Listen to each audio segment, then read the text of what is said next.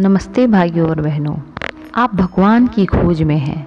आप भगवान को जानना चाहते हैं। आप भगवान के कार्य को जानना चाहते हैं। आप भगवान का पता जानना चाहते हैं। लेकिन सबसे महत्वपूर्ण, आप भगवान के साथ होना चाहते हैं। लेकिन भगवान क्या है?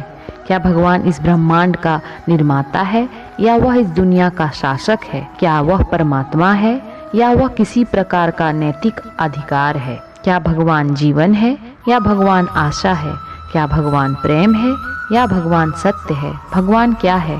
भगवान क्या है? लोगों के प्रश्नों के उत्तर ढूंढने में मदद के लिए अनगिनत किताबें लिखी गई है। हालांकि तथ्यों की पूरी स्पष्टता नहीं मिलने से एक स्पष्ट तस्वीर कभी चित्रित नहीं होती है। आज आपकी भगवान को जानने की खोज आपको यहाँ ले आई है। तो आइए, भगवान क्या है उस पर हमें कुछ स्पष्टता मिलती है। आपको क्या लगता है, भगवान एक नाम है या एक विशेषण? हम में से अधिकांश के लिए भगवान की छवि हमारे मन में स्वाभाविक रूप से विकसित हुई होती है जब से हम युवा होते हैं, और आमतौर पर हमारे परिवार जिस धर्म का पालन करते हैं तब से परिणाम स्वरूप हम भगवान के रूप में विश्वास करते हैं, स्वीकार करते हैं और सम्मान करते हैं। उदाहरण के लिए हम भगवान कृष्ण की पूजा करने वाले व्यक्ति का उदाहरण लेते हैं। यदि वह बाल कृष्ण का विश्वास करता है तो उसके लिए खेलते हुए बाल कृष्ण की शरारतों की छवि भगवान है, जिसे वह बाल कृष्ण के नाम से जानता है। यदि वह राधे कृष्ण के विश्वास करने वालों के लिए राधा के साथ बांसुरी बजाने वाले भगवान श्री कृष्ण की छवि राधे कृष्ण के नाम से परमेश्वर है। योगेश्वर कृष्ण के भक्त के लिए भगवान कृष्ण की छवि उनके हाथ में चक्र के साथ उनकी आंखों के सामने तैरने लगती है, जो उनके लिए भगवान है। अन्य भगवान के भक्तों के लिए भी वही विचार प्रक्रिया सत्य है। वे सभी जिनका नाम हम भगवान महावीर, भगवान राम, भगवान कृष्ण, भगवान शिव आदि के रूप में लेते हैं, वह सामान्य मनुष्य थे जिन्हें उनके जीवन में बाद में भगवान के रूप में स्वीकारा गया और पूजा जाता है।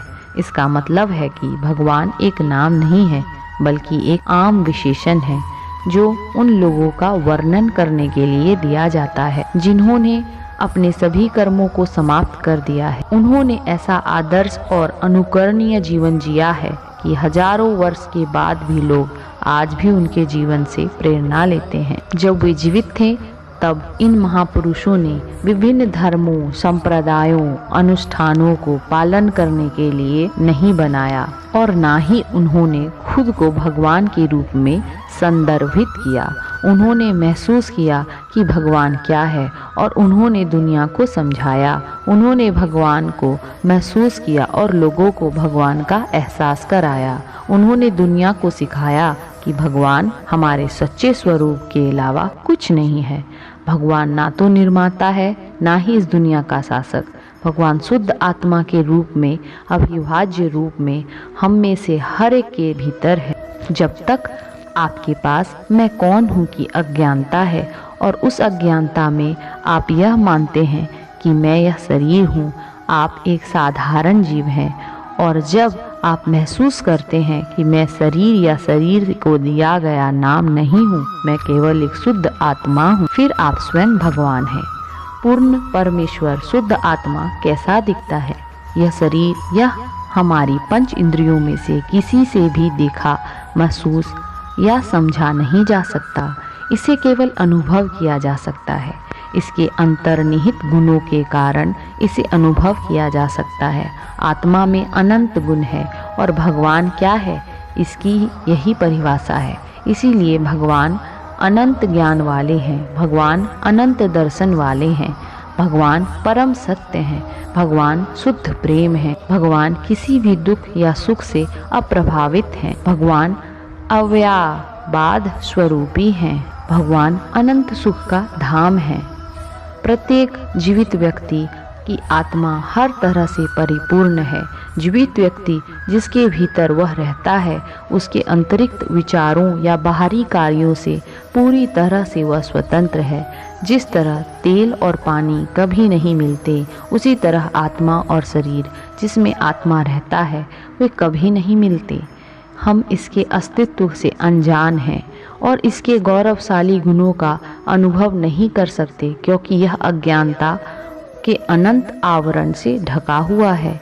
अज्ञान के यह अनंत आवरण आत्म साक्षात्कार के बाद ही टूट सकते हैं। यह वह क्षण होता है जब आप अपने कर्मों को बांधना बंद कर देते हैं और अपने सभी पुराने कर्मों को पूरा करना शुरू कर देते हैं। जब यह सभी कर्म समाप्त हो जाते हैं तो शुद्ध आत्मा पूरी तरह से जागृत हो जाती है और जो बसता है वह पूर्ण परमेश्वर है। भगवान की पदवी और प्रतिष्ठा ऐसे ज्ञानी को दिया जाता है जिसमें आत्मा के निहित गुण पूरी तरह से प्रकट हो गए हैं। इस प्रकार भगवान एक नाम नहीं बल्कि एक विशेषण है जो इस प्रकार के ज्ञानी का वर्णन करता है। हम इन ज्ञानी पुरुष को प्रगट परमात्मा के रूप में पूजते हैं, क्योंकि हम भी एक दिन उनकी तरह बनना चाहते हैं। आशा करते हैं कि आपको यह जानकारी अच्छी लगी होगी। धन्यवाद।